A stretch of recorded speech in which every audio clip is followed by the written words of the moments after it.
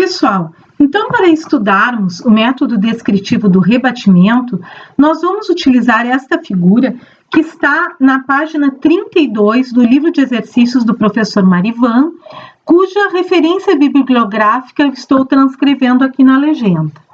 Bem, então, o que ele pede? Represente graficamente em verdadeira grandeza a figura achurada limitada através dos pontos A, B e C. Na verdade, faltou achurar aqui a face, mas está bem claro. Pontos A, B e C e as respectivas distâncias entre eles. Bem, nós poderíamos situar este objeto e, consequentemente, toda esta face de qualquer modo em relação aos planos de projeção vertical e horizontal, se quisermos resolver esta verdadeira grandeza através do método descritivo do rebatimento pelo método biprojetivo. Nós escolhemos aqui situar o plano vertical paralelamente ao lado AC, de modo que a reta AC, que o segmento de reta C fique frontal. E o plano horizontal é o próprio plano do chão. Então, se nós olharmos aqui a projeção em épura, nós vamos ter esta figura. Agora, que dimensões nós vamos desenhar? Com que dimensões nós vamos desenhar esta épura? Bem, o afastamento geral da face, a cota geral da face, não interessa, porque isso não vai fazer diferença na sua verdadeira grandeza. Mas vou dizer o que eu tomei aqui para vocês se situarem. Eu coloquei aqui o afastamento do ponto B como sendo 4, foi uma medida aleatória, mas eu deixei bastante espaço aqui, que nós vamos ver que o rebatimento vai sair aqui. Bom, e agora a diferença de afastamento de B para C, né, essa diferença de afastamento aqui, ela tem que seguir o padrão que é dado na figura. Né? Então, aqui na figura, ele está mostrando que são 3 unidades a diferença do afastamento de B e de C aqui, né? Logicamente, em projeção. Quando se fala de afastamento, se fala em projeção. Então, aqui foram colocadas 3 unidades. Ok. Agora, aqui, esta medida, né? A diferença aqui, ou o lado AC em projeção. Que tamanho tem? Pegamos aqui da figura, ó. A dimensão do lado AC em projeção, a distância horizontal do lado AC é 4. Então, aqui colocamos 4. E o lado AB vai ser, consequentemente, a união. Bom, agora as cotas, né? Puxamos as linhas de terra, né? Puxamos as linhas chamadas perpendicularmente à linha de terra e aí desenhamos a projeção vertical. Que cotas nós vamos colocar? Obedecendo o que foi mostrado aqui na figura, né? O ponto C terá cota 0, estará no chão. Mas como eu disse, a cota de toda a figura não faria diferença. Se eu tivesse desenhado esta projeção vertical um pouco mais para cima, toda ela, isso não daria diferença na verdadeira grandeza. Mas vamos colocar aqui cota 0 até para facilitar. E agora, as cotas dos pontos A e B, que é a mesma, nós tomamos aqui na figura dada, né, na perspectiva dada, que é 4. Então, aqui desenhamos 4. Bem, vamos então à realização dos passos para... Então, quando vamos fazer um rebatimento, a primeira coisa que nós temos que pensar é para que plano horizontal nós vamos rebater a figura. Aqui é mais fácil a gente rebater para um plano horizontal que tem cota 4, né? Esse plano aqui infinito que já contém o lado AB. Então, o lado AB vai ser utilizado como charneira. Charneira é dobradiça, né, em francês. Então, o lado AB vai ser utilizado como charneira, como dobradiça. Por quê? Porque aí os pontos A e B nós não precisamos rebater. Nós só temos de rebater o ponto C, para então ter rebatido toda a figura e ficarmos com a figura em VG. Então, é importante que a gente saiba, embora nós não vamos trabalhar no método descritivo do rebatimento, mesmo no biprojetivo, não precisamos trabalhar na projeção vertical, a gente trabalha só na projeção horizontal.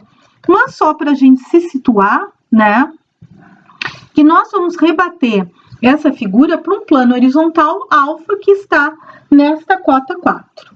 Bom, então, a charneira em projeção horizontal está passando aqui, ó. É importante nós definirmos. Aqui vai estar charneira, linha, a projeção horizontal da charneira. Nós temos de rebater este ponto, o ponto C. Bem, agora eu vou fazer o passo a passo, mas o porquê desse passo a passo eu já expliquei. Vocês têm que ver o vídeo do rebatimento, onde eu mostro modelos tridimensionais no espaço, por que existe o triângulo de rebatimento, né? O porquê no espaço dessas coisas que eu estou explicando. Então, o bom é que vocês tenham assistido aquele vídeo antes, e agora isso aqui é uma sedimentação, né? Para que vocês não fiquem fazendo traçado sem compreender o que existe no espaço. Então, eu tenho de desenhar o triângulo de rebatimento de todos os pontos que estão fora da charneira. Então, eu vou desenhar o triângulo de rebatimento do ponto C, que, na verdade, nesta minha figura plana, é o único ponto que está fora da charneira. Se eu tivesse mais pontos fora da charneira, por exemplo, se essa figura fosse um pentágono, um hexágono, eu teria de rebater ponto por ponto, né? Normalmente.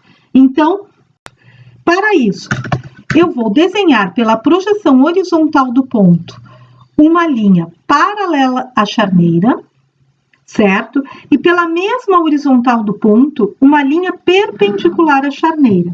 Vejam que eu já estou trabalhando aqui com um jogo de esquadros, hipotenusa com hipotenusa, porque assim eu já traço sem diminuir muito a minha precisão. Esta paralela à charneira passando por C' e a perpendicular à charneira passando por C'.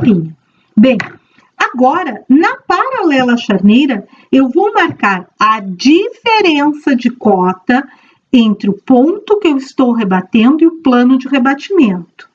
Isto aqui. Vou pegar essa medida, posso pegar com compasso e vou transferi-la. Ó, aqui eu não vou ter espaço para desenhar, né? Já vi que vai me faltar folha. Então, só vou prolongar essa paralela para o outro lado. Vou transferir esta paralela charneira. Na paralela charneira, eu marcar essa medida. Ó. Peguei essa medida, que representa a diferença de cota entre o ponto que eu estou rebatendo e o plano de rebatimento, e marquei na paralela à charneira. Agora, eu vou fechar o triângulo de rebatimento, como? Sempre unindo esta perpendicular à charneira com esta marcação da diferença de cota. Aqui vai ficar a hipotenusa do triângulo de rebatimento. Então, vocês observem aqui, eu estou ressaltando um pouco em rosa, o triângulo de rebatimento, certo? Ele sempre será um triângulo retângulo, né? Sempre vai ter aqui esse lado reto. Pode ser um triângulo retângulo de qualquer tamanho, com qualquer proporção entre os lados, mas sempre vai ter um ângulo reto, e a hipotenusa sempre será um ponto que é a união da perpendicular à charneira com a charneira, este pontinho aqui, tá? Com a diferença de cota que eu coloquei na paralela charneira. E esta hipotenusa é importantíssima, porque ela justamente será o raio para o rebatimento, né? Então, agora eu vou pegar o compasso com a ponta seca neste pontinho, que eu vou chamar de X, que é o encontro da perpendicular à charneira com a charneira, abertura, então, do tamanho da hipotenusa, e vou fazer este giro, né? Então, aquele giro que o ponto dará no espaço, né, que eu não posso desenhar no espaço, ele está se projetando aqui. Então, eu cheguei aqui eu tenho o ponto C, entre parênteses primo, que quer dizer na nossa anotação o ponto C rebatido.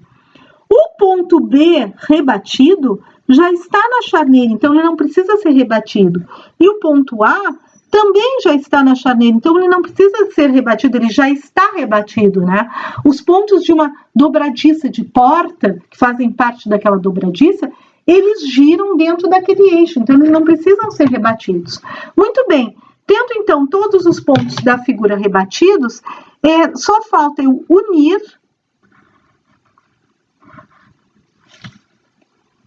os pontos que então eu terei a verdadeira grandeza da face.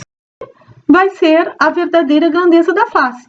Se em algum exercício eu peço a verdadeira medida do lado CB, eu vou medir aqui com a régua, do lado CA eu vou medir aqui, e do lado AB eu vou medir aqui. Está pronto o exercício.